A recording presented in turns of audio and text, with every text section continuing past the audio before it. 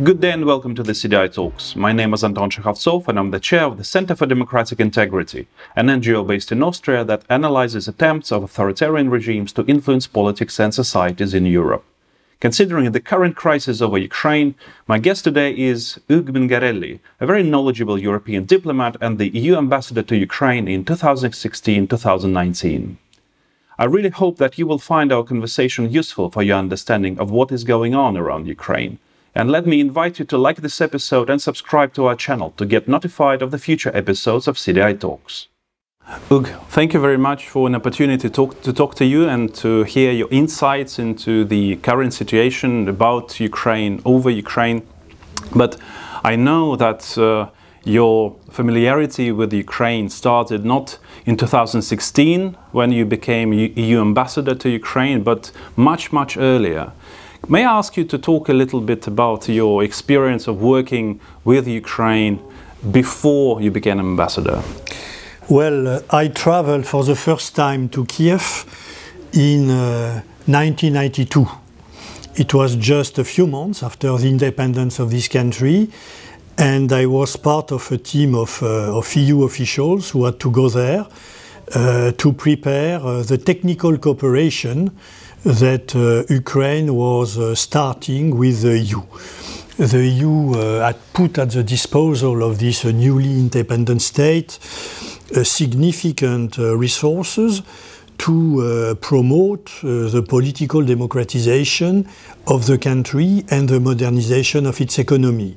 And therefore, we were a few Commission officials who had to go there on a regular basis to identify the needs, to prepare some technical assistance projects, and then to monitor the implementation of the projects. But as far as I understand, at that time, there was a strong consensus among EU countries towards supporting Ukraine.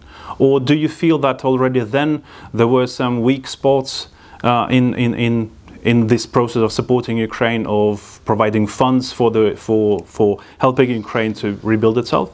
There has been, until 2013, a consensus in the EU to support Russia, Ukraine, Moldova, and Georgia through broad bilateral agreement and significant technical and financial cooperation programs. And I cannot remember anybody asking us to be cautious or not to be too enthusiastic in our wish, in our will to bring these countries from the Soviet Union, from the former Soviet Union, including Russia and the EU, closer together. You mentioned that in 2013 probably something changed. The consensus broke up. What was the reason for breaking up that consensus? Well, when Russia invaded Ukraine with first the annexation of Crimea and then the aggression in Donbass, it's clear that a serious discussion took place in the EU. Officially, the EU took position along Ukraine, explaining that it was not in the interest of anybody in the EU to see a Russian aggression against an independent and sovereign country like Ukraine. But we know that de facto, when they started to talk about possible sanctions, some member states, and you can easily imagine which one, were strongly in favor of tough sanctions against these Russian aggressions, while other member states in the western part of the EU were not very keen to sanction Russia.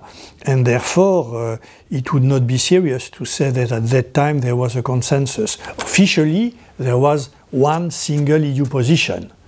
But de facto, there has been, since 2013, serious discussion within the EU on whether it was a good thing to have sanctions or not, whether sanctions was an efficient way to protect Ukraine, whether in the end it was in EU interest to protect the borders of Ukraine, a former Soviet state. So all these kind of issues still today are discussed in the EU. Many in Ukraine always, of course, complained that the sanctions imposed on Russia in 2014, because of the annexation of Crimea, because of the invasion of Donbass, were not really, well, they were not sanctions that really changed Russia's behavior. What do you think that the apparent weakness of those sanctions is the result of some of the countries in the EU resisting imposing tougher sanctions? But there is no doubt about that. If the EU had the willingness to impose real sanctions on the regime, and especially on the leadership of the regime, they would have been able to do so through targeted sanction against the few rulers in the Kremlin, and serious sanctions, in particular in the energy sectors, but there was no consensus for that. So as very often when it comes to facing a regional conflict or a crisis abroad, in the EU, the common EU position is the the smallest common denominator. That's what happened for the sanctions with Ukraine. We often hear from France the narrative, the statements that the West somehow treated Russia badly from the 90s, from the fall of the Soviet Union. Do you agree with this? Alors, I agree with the fact that this is the dominating narrative today in France, in the political life and in the intellectual circles as well, but it does not at all correspond to the reality. Putin came to power in Russia as a prime minister in August 1999. A few months later, in December 1999, the EU adopted its first common strategy with a partner country. It was the EU-Russia Common Strategy, December 1999. 2 years later, during a summit between the EU and Russia, the President of the Commission, Prodi, came up with the idea to build a common economic space between Lisbon and Vladivostok. And Commission officials have for a few years to try to identify sectors where the Russian would be interested to promote the convergence of norms and standards. 2 years later, in 2003, the EU came up with the idea to have a new policy towards its neighbors. And the first country with whom the EU decided to discuss this idea of a new European neighborhood policy was Russia. Commissioner Verheugen, who was in charge, traveled to Moscow to meet with the foreign minister Igor Ivanov to ask him how he could imagine a new relationship between the EU and its eastern neighborhood. At that time, the southern neighborhood was not already considered to be incorporated in this policy. And the answer of Igor Ivanov was absolutely clear. Russia is not interested neither to participate, not even to discuss this new policy. It was in 2003. Since Russia rejected the possibility to be one way or another associated with a new European neighborhood policy, 1 year later, in 2004, the EU proposed to Russia to develop 4 common spaces to strengthen the relationship between Russia and the EU. In 2004, the 4 common spaces. in the political area, in the trade and economic sector, to promote civil society contacts, and to develop what we used to call at that time the networks, namely transport, energy, telecommunication. 2004. 2 years later, in 2006, end of 2006, beginning of 2007, the EU proposed Russia to negotiate a new bilateral agreement to replace the Partnership and Cooperation Agreement which had been negotiated between 1992 and 1997. And for 2 years, we had this negotiation, but the Russian side refused to open the discussion on the 2 chapters of EU interest, trade and energy. A few years later, in 2010, the Commission proposed to Russia to launch a so-called modernization partnership. It was under the presidency of Medvedev in Russia. So, and I can continue like that the whole night. But there has been a proliferation of EU initiatives to strengthen the relationship between EU and Russia. You became EU ambassador to Ukraine at a very difficult time for Ukraine. When you went to Kiev in 2016, what did you see? Well, when I joined Kiev in mid-2016, I had the fantastic opportunity to witness the political, economic and social transformation of this country with about 40 million inhabitants located at the center of the European continent. At that period, the Ukrainian leadership implemented impressive reforms to democratize the political life of the country and to modernize the economic structures. I remember that in a few years' time, the Ukrainian leadership managed to decentralize the state apparatus, and decentralization has been a real success. They decided to modernize the public administration, ministries and state agencies. They managed as well to put in place anti-corruption institutions and the necessary legal framework. So all these reforms have been implemented in a few years' times. In the economic area, I remember that the Ukrainians managed to clean up their banking system in 2 years' time. They undertook as well to reform the energy sector, and they managed to improve the management of their public finances. The EU as well has mobilized significant resources to support the transformation process through technical and financial assistance.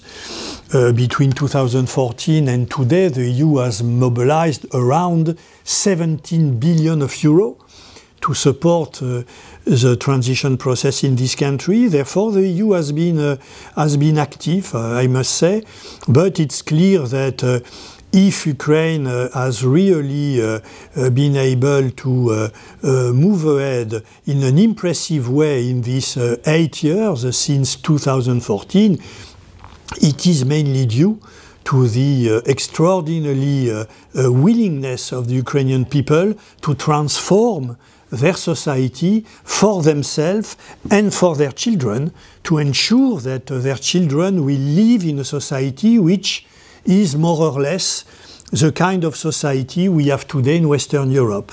And this is unfortunately what Mr. Putin and the Kremlin want to prevent. It is indeed, because everybody understands easily that a successful transformation of Ukraine into an open democracy and a social market economy would be a very bad example for the Russian middle class, who could understand the cost for them and their family of the kind of society which has been imposed in Russia over the last 20 years.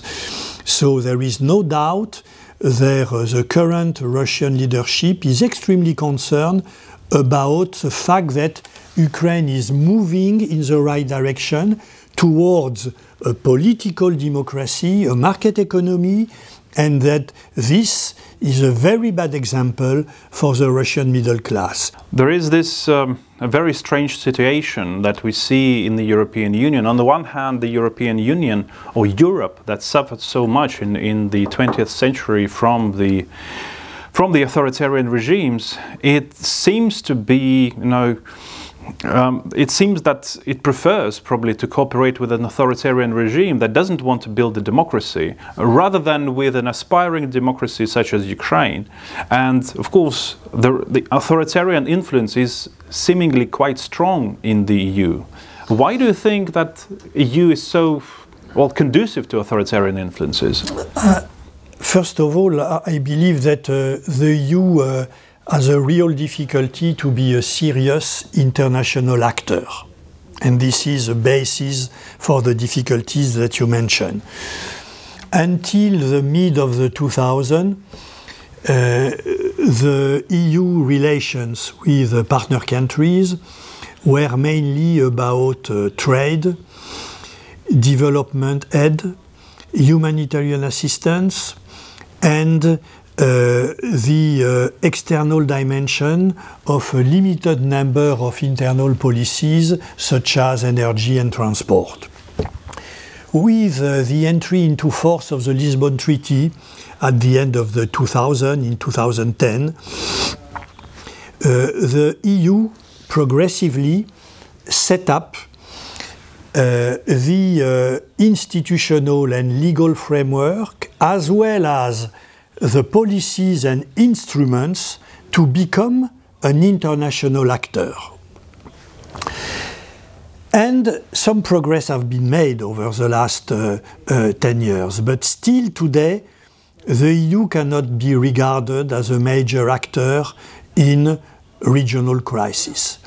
If one look at the crisis that we have on our doorstep, from Western Sahara to Nagorno-Karabakh, and I will name just a few: Western Sahara, Libya, Syria, Yemen, Nagorno-Karabakh, Transnistria, South Ossetia and Abkhazia, Donbass. In most of these crises, the EU is not yet able today to be an influential actor, or even to participate in the peace negotiation mechanisms which exist to try and settle this crisis. And there are a few obvious reasons to this situation.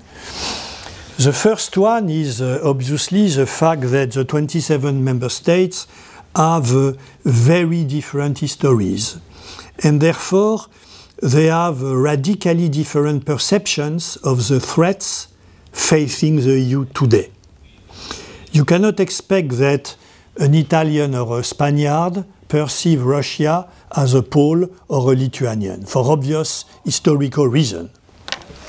And this lack of common strategic culture prevents the EU to take a firm and united position when they face authoritarian regimes or regional crises. And I believe that it would be an illusion to believe that the EU will be able to overcome this difficulty in the near future. A second reason is that a large number of EU member states have a deeply rooted and long-standing foreign policy. And they continue to invest in this bilateral foreign policy.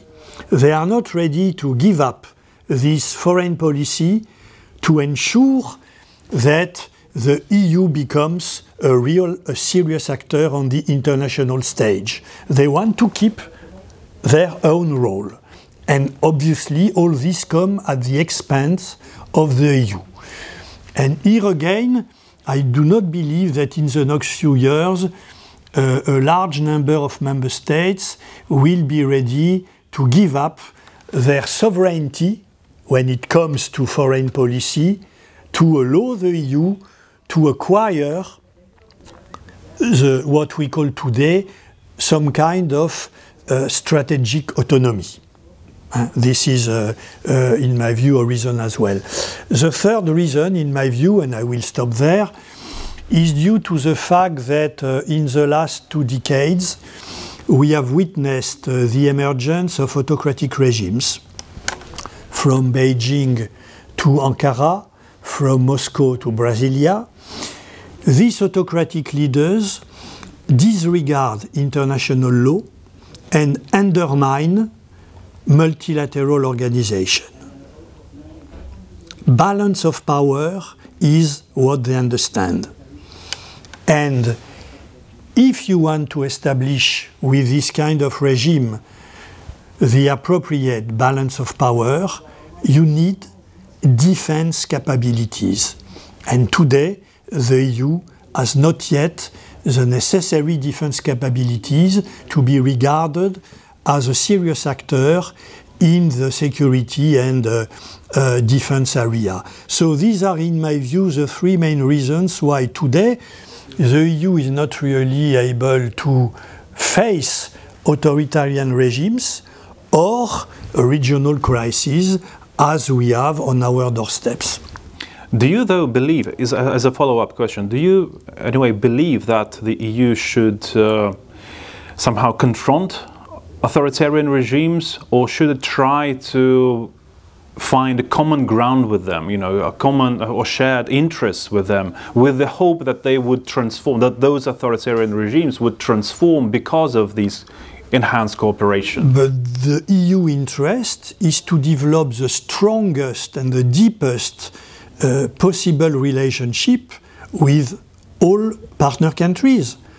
The problem is that all this should be done on the basis of our basic values, which are